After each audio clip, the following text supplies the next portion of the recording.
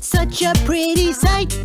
It makes the food taste dandy, but my tummy hurts all night. I'll put in some ingredients, but keep the rest for me. I'm not just disobedient, I'm careful, can't you see? It's a piece of cake to bake a pretty cake. If the way is hazy, you gotta do the cooking by the book.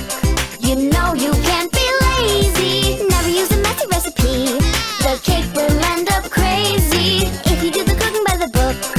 Then you'll have a cake. We gotta have it made. You know that I love cake. Finally, it's time to make a cake.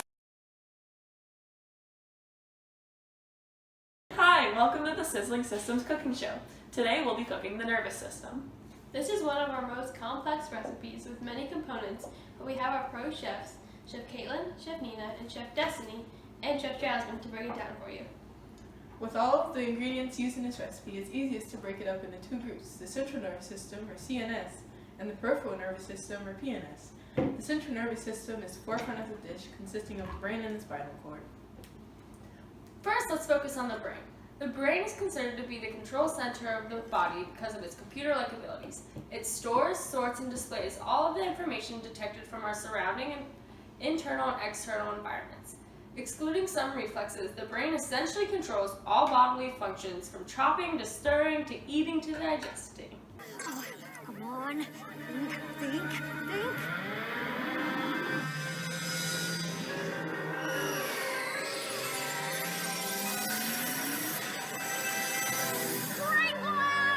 While making the brain, it is essential to include the cerebrum, the cerebellum, and the brainstem.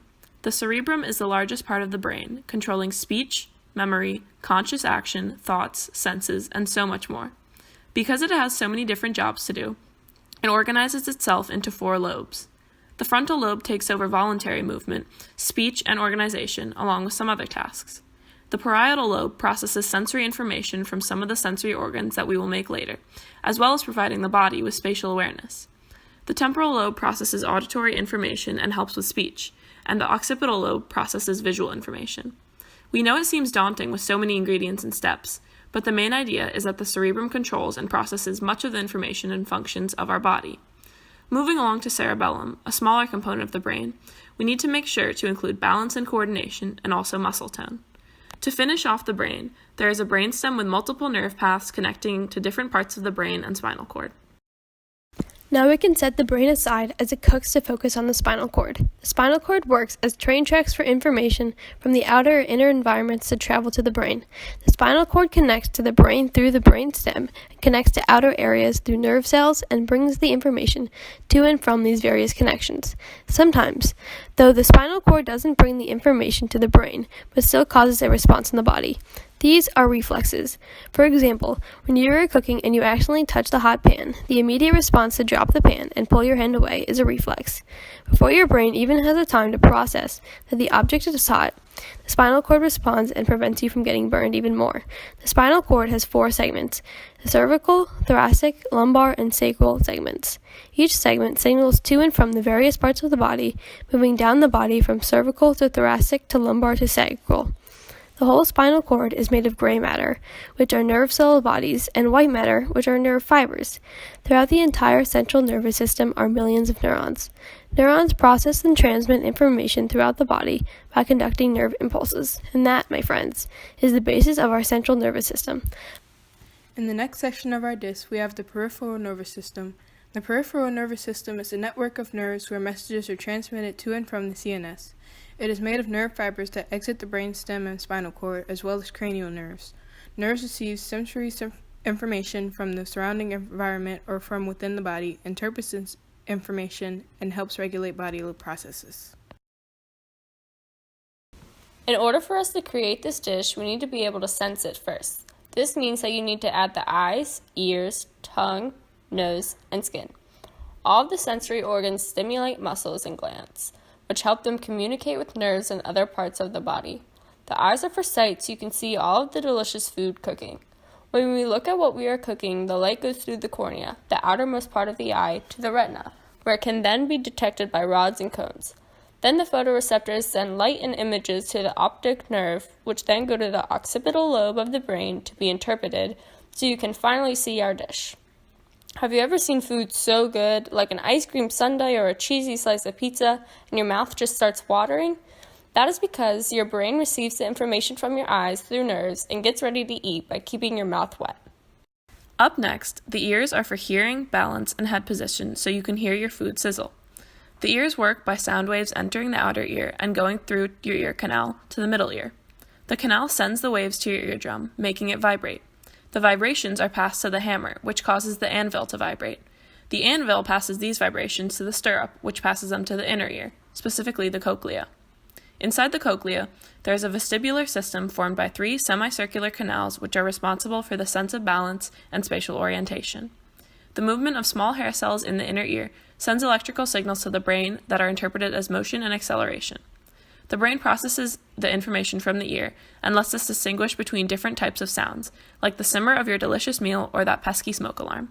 The tongue is used for taste, so you can taste the delicious dish when you are finished. The tongue is a muscle covered in tiny bumps called papillae, the surface of which are covered in taste buds. Each taste bud contains receptor cells that interpret what you taste and send nerve impulses to the brain. The 5 kinds of taste buds are sour, sweet, bitter, salty, and umami, all flavors you will taste in the nervous system. Obviously, this is crucial for cooking. The nose is for smelling and breathing, so you can smell all of the delicious foods like cake cooking in the oven or a nice spaghetti dinner on the stove. In the nose, olfactory receptors take up a small area on the roof of the nasal cavity. Tiny hairs made of nerve fibers hang from each olfactory receptor and are covered with a layer of mucus. A smell that is formed by airborne chemicals dissolves in the mucus and is absorbed, which excites the olfactory receptors. This transmits impulses to your brain. Lastly, we have skin for touch, temperature, and pressure. Just like our skin, the nervous system needs to be kept at the right temperature. For touching, we have fine touch receptors like the Meissner's corpuscles. These are found in more sensitive areas of the body, such as palms, lips, eyelids, and external genitals. They are reactive to light touch. Pressure-sensitive receptors, such as the Pacinian corpuscles, are deep pressure sensors that sense pressure and vibration changes deep within the skin. For the skin to feel temperature, it has thermoreceptors. Cold receptors only perceive cold when the surface of the skin drops below 95 degrees Fahrenheit. They are no longer stimulated at 41 degrees Fahrenheit or lower, which is why your skin goes numb when you are submerged in cold water for a long time. The hot receptors begin to perceive hot sensations when the skin's surface goes above 86 degrees Fahrenheit, so be careful to not get burned when cooking. At temperatures above 113 degrees Fahrenheit, pain receptors take over for the heat receptors to prevent damage from happening to the skin and underlying tissues. The skin has different receptors for pain. Some are somatic, meaning they are the pain you feel in your skeletal and muscular systems, like cutting your finger while chopping. Others are visceral, which means they relate to homeostasis, like when your stomach hurts from eating too much. Furthermore, sensory adaptation is when, over time, your sensory receptors become less sensitive to certain stimuli. So if you're in a kitchen often, over time you could become less sensitive to the hot temperatures. Another very important ingredient scattered throughout this dish are nerve impulses. First, a stimulus is perceived by a receptor and becomes an electrical nerve impulse. Then, the impulse or message transmitted by the stimulus is carried through fibrous extensions called dendrites to the cell body, which contains a nucleus that controls neuron function.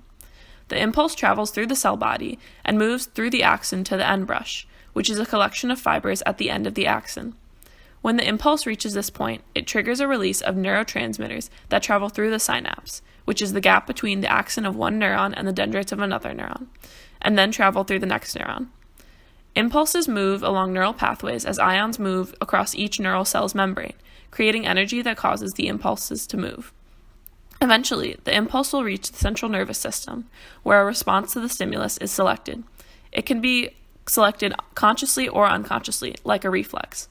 Once a response is selected, the process is reversed and the response travels along motor neurons to the muscles or organs, which execute the desired response.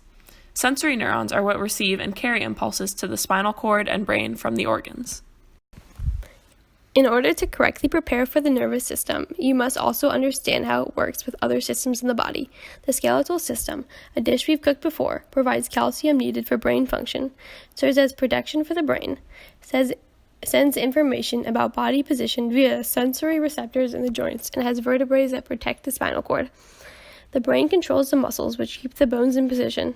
The cardiovascular system, which includes the organs and tissues that are responsible for circulating blood and lymph through the body, works with the nervous system because it has the endothelial cells, a type of vessel cell that creates a blood-brain barrier for added protection.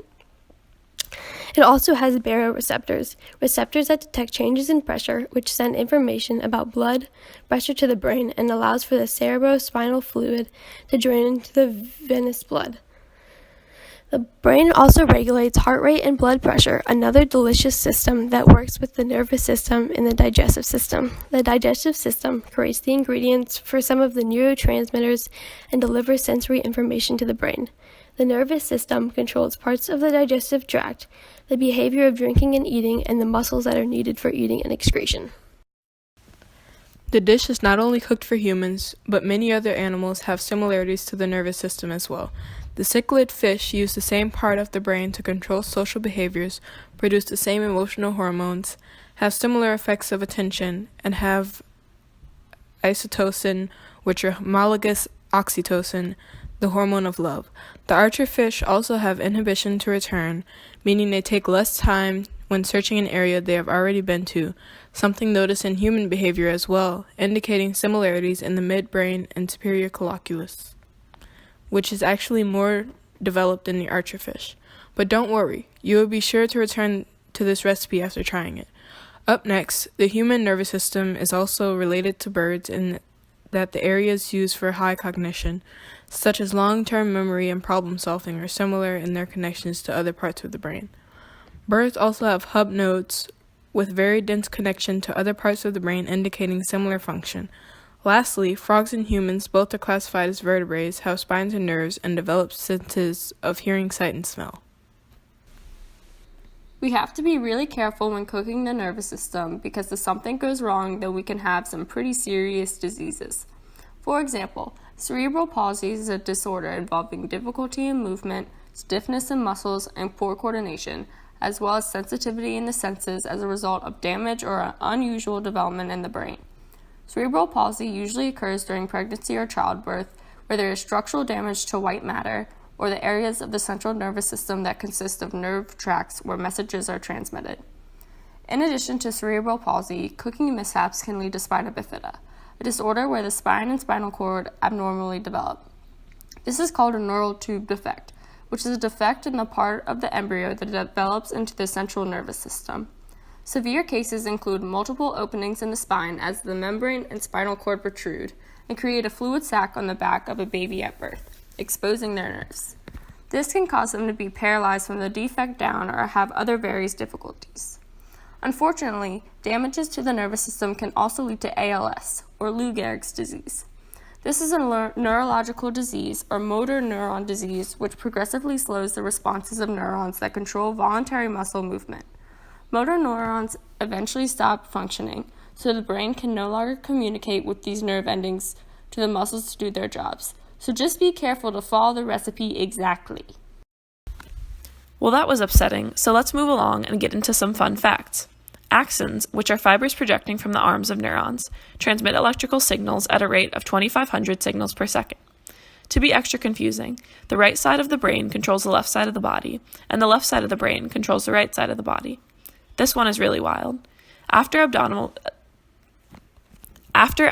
surgery, the air inside the abdomen irritates the diaphragm, and because the sensory nerves from the diaphragm run very closely to the nerves of the right shoulder, very often patients experience right shoulder pain after surgery, even though their surgery was nowhere near their shoulder. This is called referred pain. Also, if all of the human brain neurons were lined up, it would form a 600-mile long line. Finally, our nervous system's done!